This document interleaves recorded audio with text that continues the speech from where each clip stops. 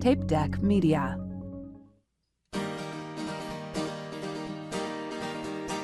My friend Dan, he's got a podcast, cause all comics need a podcast, and nobody had a podcast called The Art of Bombing. So Dan went out and bought a tape deck. Who knows why he bought a tape deck? Podcasts don't get played on tape decks, but Dan is from the 80s. So hey there, all you funny jerks, come talk to Dan about your work. Tell him all about your worst times. It's The Art of Bombing.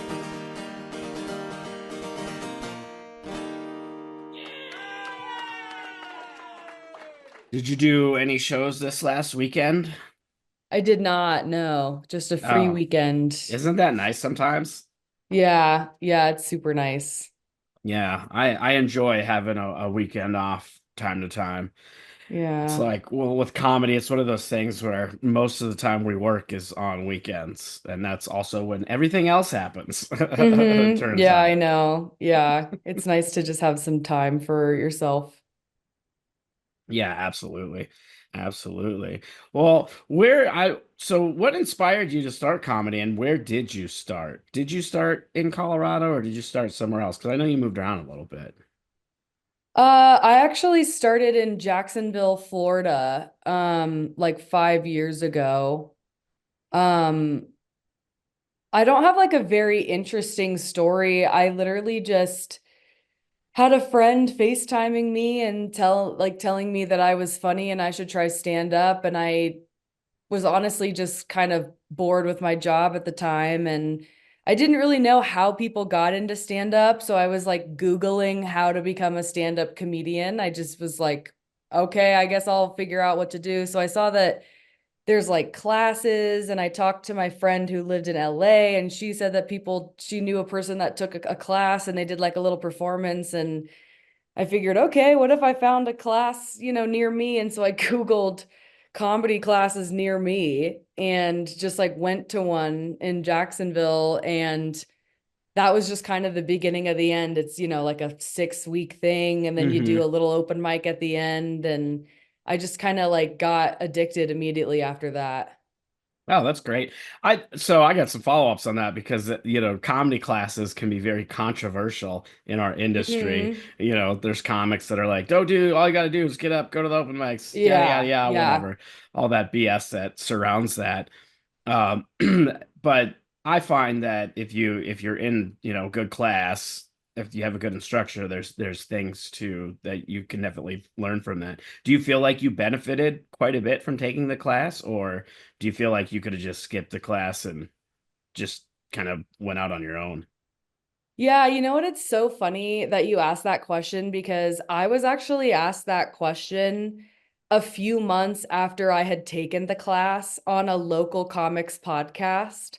Oh, And really? I said that the class taught me how to write, but I think I would have been okay without it because that was my like new comic hubris. And the instructor saw that and got so mad that he blacklisted me from the studio. Oh, So wow. I guess the Jeez. answer now is, yeah, I'm glad I took the class. But like, That's I some mean, in BS all right there, but reality, like, yes, I needed to take the class because even though one of those people that like, I might be situationally funny, but that's completely different than stand up. Like, stand yeah. up is a whole art form that you really have to like learn and not be afraid to do. So yeah, I think if I wouldn't have taken the class, it would have taken me way longer to get the hang of it. Hmm. It just turned out to be a really toxic experience, and the guy got ran out of Jacksonville, and he made enemies with a lot of local comics, which I didn't know until I was in the scene. So it was Yeah. very interesting. It was a very Oh, that weird is way to interesting. start comedy. Yeah, to immediately get blacklisted as a 2-month-old comic. Yeah. That's wild. But Yeah. I mean, it's not surprising because that's comedy can be. It's surprising how Hmm. toxic comedy is, just in general. You think that, comedy, we're supposed to be having a good time and everything's ha ha ha. But yeah, Hmm. very toxic stuff like that happens for sure. But Yeah. it's just interesting to me because I've talked to other comics who've taken classes and I do feel like if you get in the right class, it definitely gives you a jump start on doing, there's still things to learn as far as like, your local scenes and things like that. But Mm-hmm. I feel like it gives, because a lot of classes do like the class showcase or whatever for the Yes. graduation, which gives you a little bit of stage time before you go Yeah. out into the world, if you will. I Which, think what my experience has been, so in Florida, there were like a lot of comedy classes at different clubs. And, it's such a big state. So, like, there's so many major cities in Florida that there were a lot of different local comedy scenes and there were a lot of different classes. And I think a big reason, from my perspective, a big reason why comics don't like classes is because a lot of the time it does feel like they're taught by some guy who has been doing comedy for like 10 years, 20 years, and he hasn't made it, but he feels like he has the, experience to be able to like teach comedy. And instead of teaching joke structure and instead of teaching like, kind of by the book, this is what comedy is, they kind of just give their opinion on things. And it can be mhm. really tricky for a new comic to understand what is being told to them, because the class I took was based on the book The Comedy Bible, Oh and God. that book is like, in my opinion, I think it's super helpful, but it's also a little dated. You know what I mean? It's Yeah, like it, but it gives you so many structures to write from, and I think that's the absolutely. piece that's the most helpful for a new comic, is learning how to write. But unfortunately, a lot of comedy classes tend to be like just some guy who thinks he's really good at comedy and he's charging people up the wazoo to give his opinion on your jokes, and they don't end up actually getting better at comedy. They just kind of get this false sense of like approvals from some person. Yeah, it's kind of But the not all same. classes are like that. Yeah, no, I know. That's why I always tell people you got to do your research, and one of the biggest things with that is like, just when you're doing your research is asking other people, finding out who else is Mm-hmm. taking these classes, and look at their testimonials and things like that, because Yeah, for sure. definitely important. And I say that same thing with festivals. You see that with festivals. There's a lot of them out there that just look like money grabs Yeah. versus trying to put on a good product, if you will. But Mm-hmm. yeah, it's funny too that you say that some dude teaching the classes, because I've been going back and forth about, I've been considering teaching classes because I've had Okay. people recommend that I should, and I'm just like, I mean, I know I could do it and I have the experience and the knowledge, and I probably have more experience than a lot of people who do it, not just from doing stand up but from the production perspective of Right. things. Yeah. But I'm like, I don't know that I want to be that guy. I don't know that I want to be the guy that people are like, oh, it's just a scam. You know what I mean? It's a weird Yeah, I back think and it's forth. it's tough because every industry there's always, I think, a lot of like hoopla around self-taught people versus like, I mean, comedy isn't a thing that you go and take classes for. It's not like acting, it's not like dance. Like, you don't go to a place where there are classes for that. It's kind of just like, all right, well, you either take a local thing or you look up Hmm. online or you join like a writing room. I was a part of a writing room during the pandemic for a while on Facebook, and that was very helpful. So, I Yeah. mean, if you feel compelled to do it, then I would say do it. Yeah, and I probably will, because there's a lot that can be taught. I mean, obviously, when it comes to comedy classes and just comedy in general, you can't teach somebody to be funny, but you can teach them joke No. structure, you can teach them technical stuff and Yeah. things like Yeah. that, and help mentor so that they're writing good jokes and things like that. But definitely can't teach somebody to be funny. You're either going to be funny or you're not. Right. Right. Yeah. Yeah, that's for sure. Well, now that we got a little bit of background on you, I'd love to hear your bombing story. Okay. Oh God, this is just such a, I've told this story so many times, not because of like podcasts, but because it's one of my jokes now. Oh, that's Um, that's great. but it's like my closer. Obviously the joke is way funnier than the actual story itself, but the story itself is that um after doing comedy for a few years in Florida, I was lucky enough to be kind of like a newer female comic to watch. And I would say yes to like pretty much every gig because I just wanted to get experience. So the I think it was called Surfer Girl Pro. They're a company that hosts like women celebratory events and like surf competitions, and they do like these big all women kind of like festivals that are based around like surfing and empowering young women, and like do it like camps for young girls. And they were putting on this big festival in Jacksonville and had reached out to the Orlando Improv saying, hey, we'd really love a local female comic to come and do a spot like in between the music festival acts. And I was lucky enough to be like one of the people that they recommended. And so I'm pretty sure someone might have like maybe looked me up online or whatever and then reached out to me. So I basically just got an email one day saying like, hey, I'm from Surfer Girl Pro. We're putting on this big event in Jacksonville in like November, October, whatever. We're looking for a female comedian to do like a 20-minute set. We heard your name, would love to chat. So I get on Zoom and I meet with this like producer, and the first thing I notice when I like look up this place online, and I tell it very differently on stage, but like, so I'm trying to remember the actual story of how it actually happened, is that I wanted to know who I was going to be like kind of opening for, because it was a music festival, but it was also a surf competition. And then it was also like an all female DJ competition. Like there was just so much going on. Oh man, that does But there sound like was a lot. yeah, but there was one main musical act at the end of the night that was like the main, I guess, concert. And I was going to be opening for that main musical act. And before I got online with the producer, I looked at the website, and the headliner was Smashmouth. And in my brain, I'm like, why the fuck would Smashmouth be headlining an all-female festival? Because all of the other bands are like female led. They're all like female DJs, all female vendors, whatever. So I'm like, this is weird. But I got online with the producer, and he's like, telling me, okay, we're gonna have you do like 20 minutes. We're gonna pay you this much. We're looking for this. We're looking for that. I specifically asked him like, hey, do you need a clean comic? Because I'm not a clean comic. I just want to make sure, like, I don't know what the audience is gonna be like.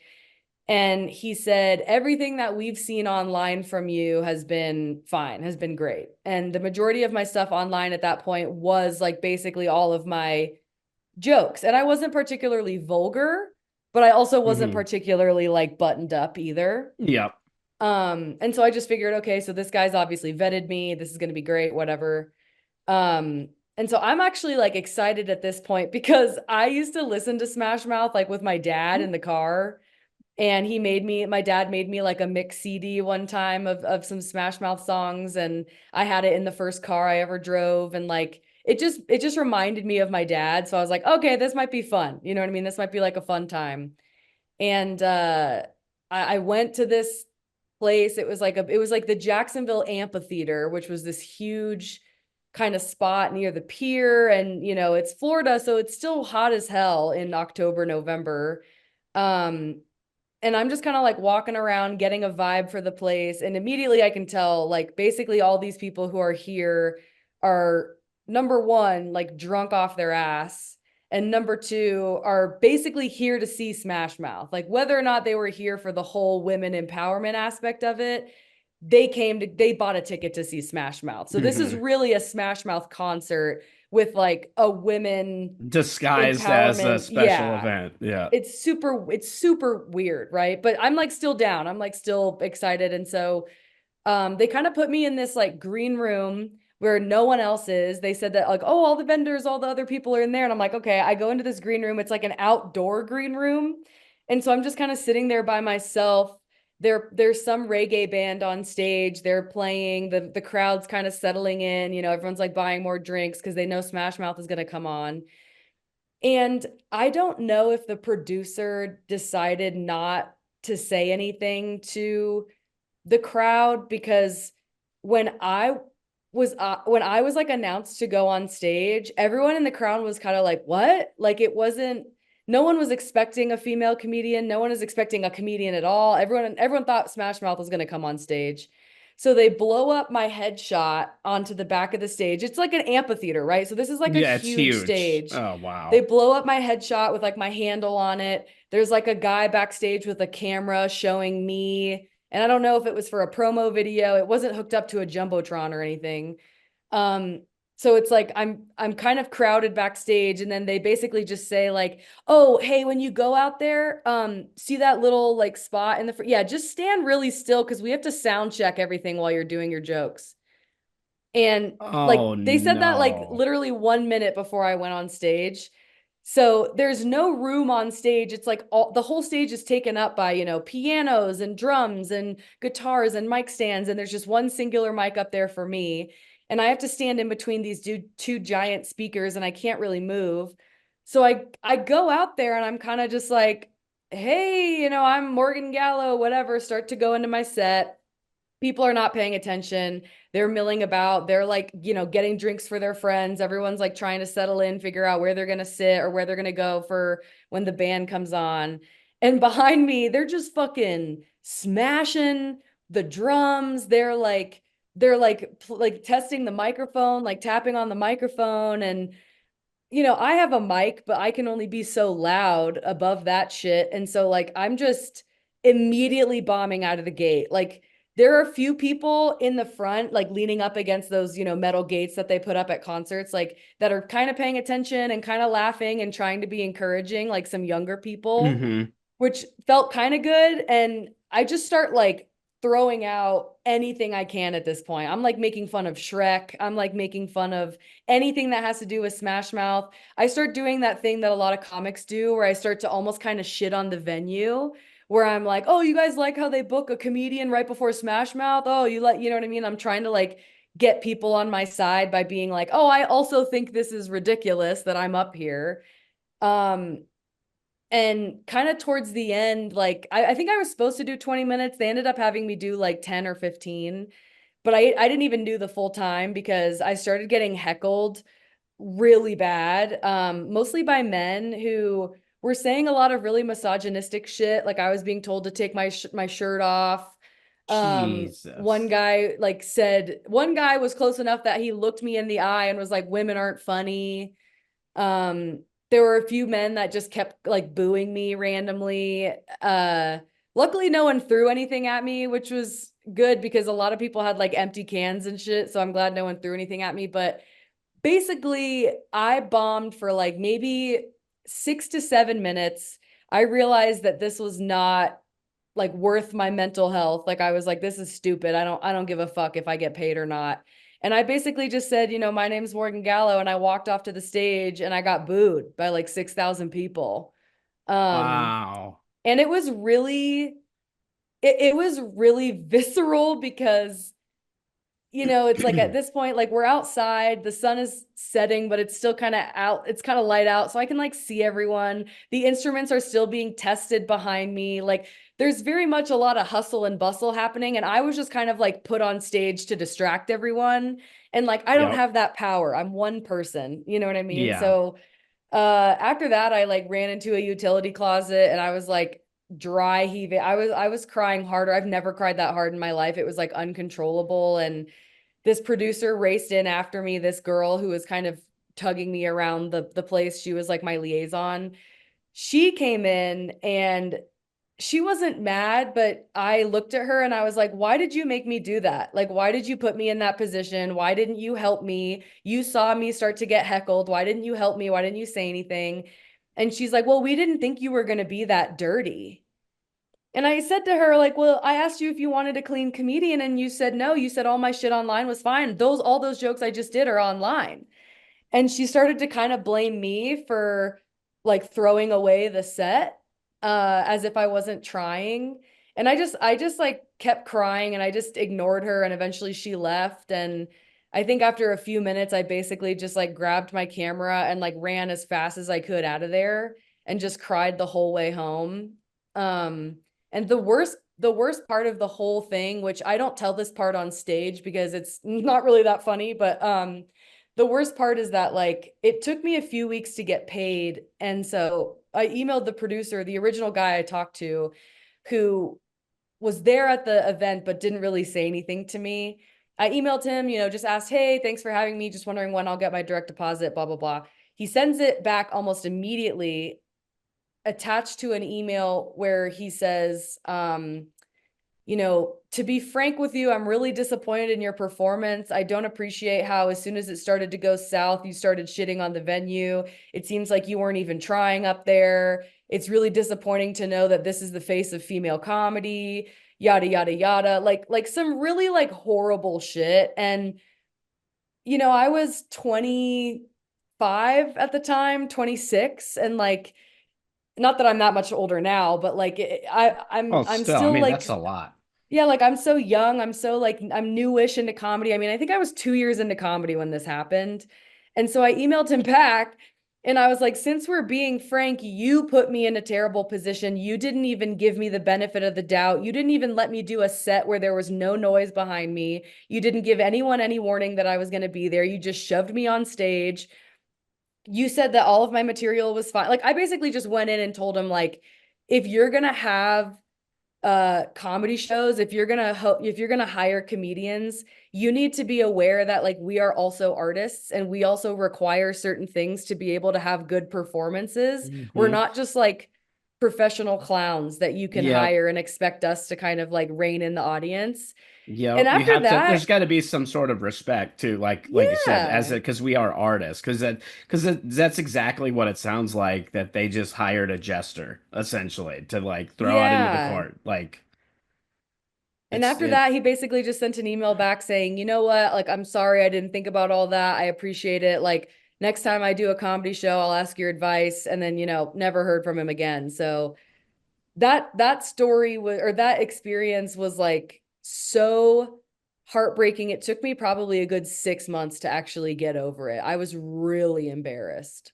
Did you when you're obviously I wondered how long it took. I was going to ask that question, but you already answered Mm-hmm. that. But now I'm curious, did it take a while to get back up on stage too? Like, did you wait You know what? or No, did you? because I had like dates booked, like I still had stuff going on. So I just went and I honestly just told everyone what happened. Like the only way I could move through it was to tell other comedians like, "Yo, you want to hear some shit?" Yeah. Um, and I just kept going on stage and not trying not to think about it. But yeah, it definitely hurt my confidence for a while. Yeah, I mean, I could see that. Like the fact, well, and I find it kind of, it's kind of funny and ironic that it's a women's empowerment event and you have guys screaming Mm. misogynist things too.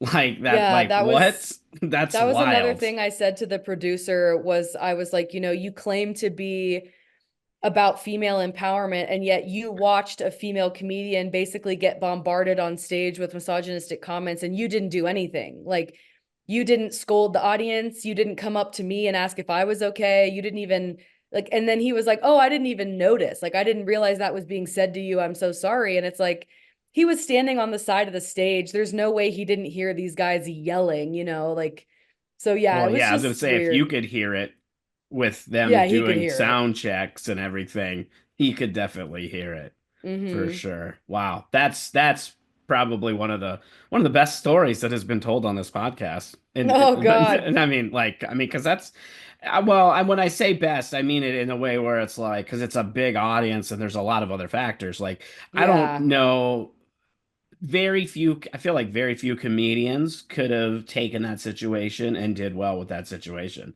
Just because like Mm-hmm. I don't even care like what level they are as a comedian because it goes back to like what you were talking about with they didn't set anything up for it. Even the Yeah. littlest letting the people know there was going to be a comedian, that could have changed made it a whole different dynamic.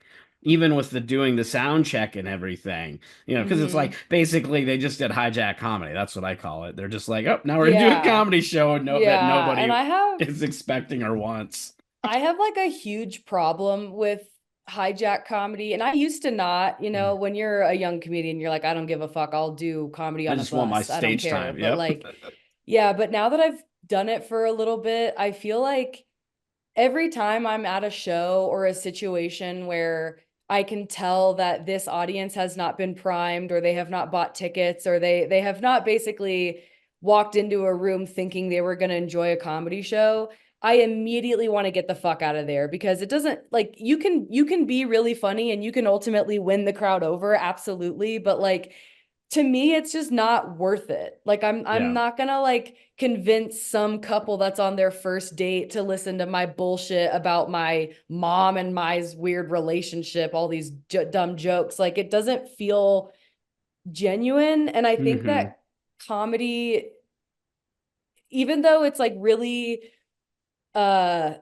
it can be done in a lot of different spaces, I think it is ultimately a pretty delicate art form. Like there are a lot of situations that don't call for comedy because there's, too much light, it's too crowded, it's not crowded Hmm. enough, or people aren't paying attention, people aren't sitting down, there's not enough room, you know what I mean? Like, Yep. No, absolutely.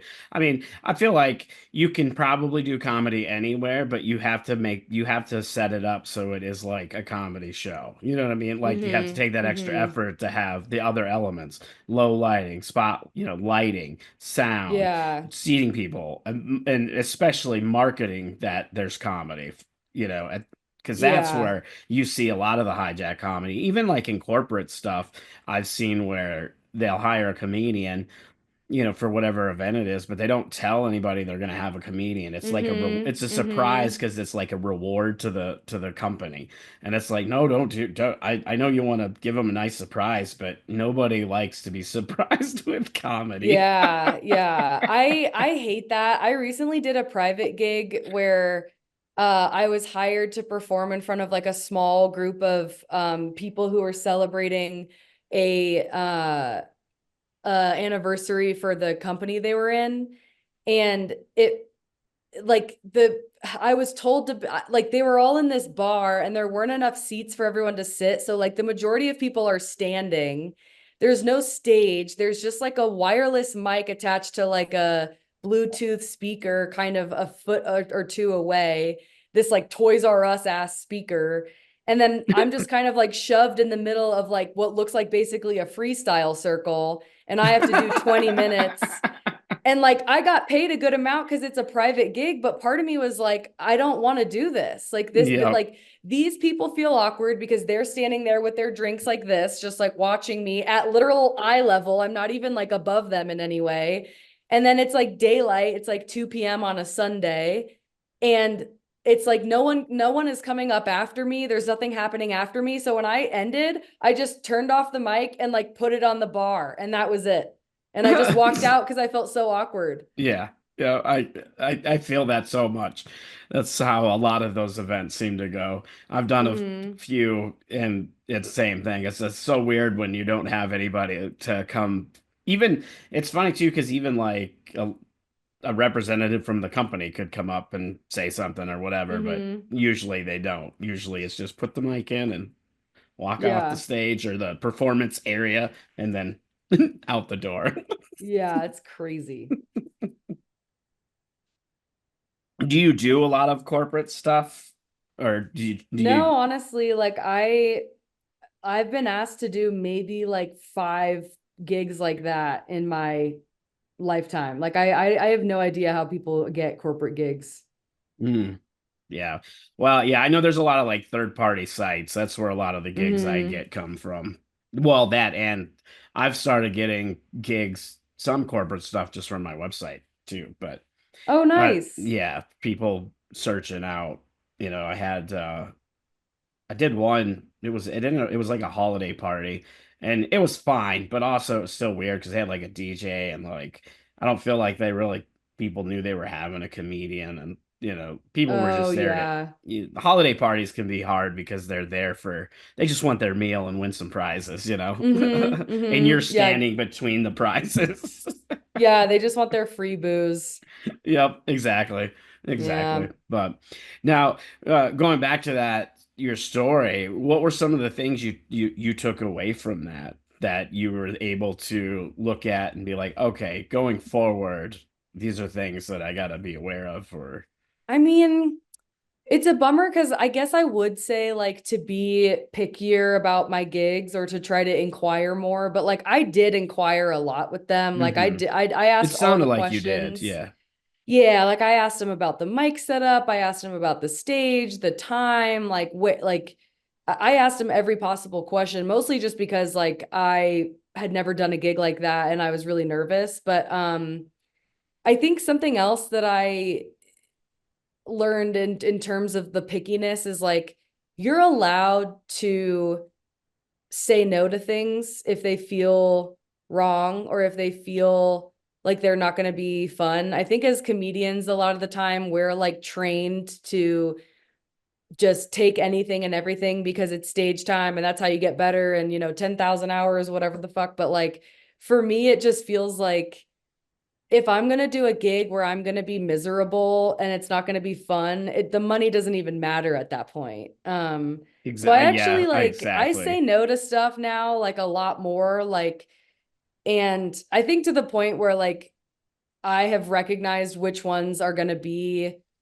tough. And it's not even like shows. Like I love doing clubs. I love doing local shows. It's more like the kind of random gigs that are like, hey, my friend is doing this thing and they're gonna have this and this and they're looking for a comedian. And I'm like, yeah, immediately no. You know what I mean? Yeah, Like where it I was sounds like it's actually, almost on the verge of being like a private type event, kind yeah, of. like I Yeah. was just asked to do like 10 minutes at this like happy hour for a friend of mine who was like, could you write maybe some jokes about being an entrepreneur? Like, do you think you could have it ready by July? And I was like, no, there's no way. Like, mostly just because like I'm not going to spend my time writing jokes that I'm never going to use again because I just don't Hmm.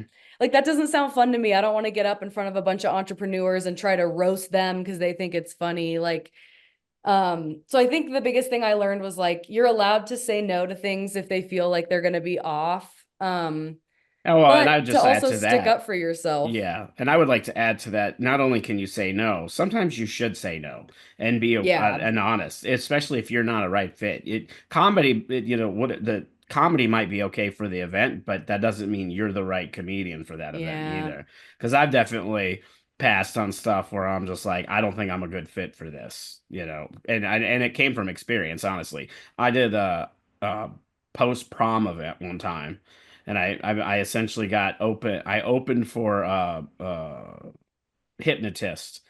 Oh my Never, God. and then after that, I did get people reached out to do post proms. I'm like, I'm not a fit. I'm not the Yeah. comedian you want. You need somebody way younger. And That's sometimes closer to honestly, their age.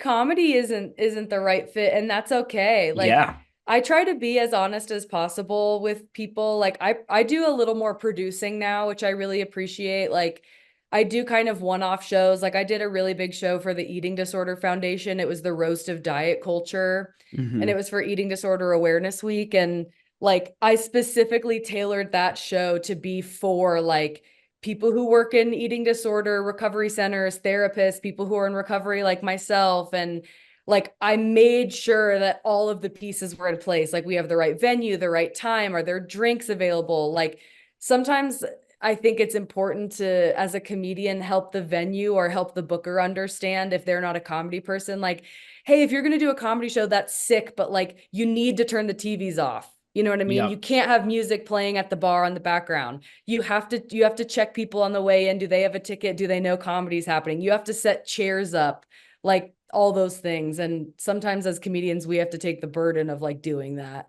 Yeah, well, yeah, and at the very least, letting the venue know because again, we're supposed to be the experts. You see that, Mm-hmm. and you see that just in regular, like when people try to set up an open mic somewhere, they'll go approach a Oh venue and be God, like, "Could I do an yeah. open mic here?" And they're just like, "Sure," and even the comedian doesn't like do the necessary things to make it so Mm-hmm. it could be a good, open mic or show. They just like, "Oh, there's a stage and a sound system. This Yeah, will work." exactly. Yeah. We can just go throw jokes at random people here. What Mm-hmm. could go Mm-hmm. wrong? Exactly. Well, we'll start wrapping up. I like to kind of go more positive towards the end, because we talk about bombing and all the negative stuff and, all that stuff. Well, I know you said you've only been doing comedy about 5 years, but you've been doing a lot. You had a pretty good career so far. I've seen, you coming up, doing a lot of festivals, all kinds of different things like that. Now you said you're doing producing and stuff, but in your Mm-hmm. your your career so far, what has been one of your like favorite, I guess, gigs or accolades or just something you're proud of that you've been able to accomplish? Yeah. I mean, I guess I kind of already gave it away, but the roast of diet culture for me was the best moment of my comedy career so far. And I put on that show with the Eating Disorder Foundation because I am in recovery from an eating disorder, have been for a year and a half. And I volunteer with them, and we put it on for Eating Disorder Awareness Week to benefit the foundation because they provide free services for people who are in recovery, which is very rare because eating disorder recovery typically is not covered by insurance and is very, very expensive. So I had a bunch of comics, and I basically was like, hey, if you've had any experience with dieting or the bullshit of weight stigma or whatever, like, do you want to roast diet culture with me? And it was the most magnificent amalgamation of like my passion of comedy and the struggles I've had my whole life and my recovery coming together into like one event. And like my nutritionist was there, like all these people who were in recovery were there, and they were coming up to me saying, "Oh my God, like I'm getting discharged tomorrow. I'm so excited. Like, thank you for talking about this stuff," because recovery is like very serious, and Mhm. you need laughter sometimes to laugh at the Yep. fact that like, isn't it crazy that we're all like sick now because of the bullshit society tells us? Yeah. Like, Right. um, and so that was like the most amazing. I like cried at the end of the night because I was so happy, and all the comics did so well, and they all had like every comic had such a good set too, because it was like 100 people in the room, and they're all, you know, like men, women, queer people that have been affected by eating disorders, so they understand what we're saying. Like I was able to Mhm. make the most niche inside jokes I've ever made about recovery that only those people would ever understand, and it was just like the perfect night. That's wonderful. Do you think that's something you'll turn into an annual event? Yeah, they actually already are hoping to do it again next year. So I'm pretty sure next year for Eating Disorder Awareness Week, we'll do another roast of diet culture. It'll be Yeah, fun. that's awesome. That's great. Congratulations Yeah, on that. Well, yeah, we'll get thanks. wrapped up. Where can people find you? What do you got coming up? Or Yeah, I have a podcast where I talk about all things like body image recovery. I interview performers, I interview nutritionists, athletes, drag queens. It's called My Body, My Jokes. And that's like everywhere, out every Wednesday. My username on, or my handle, my username, I sound so old. My handle on everything is Morgan Lorraine Gallo.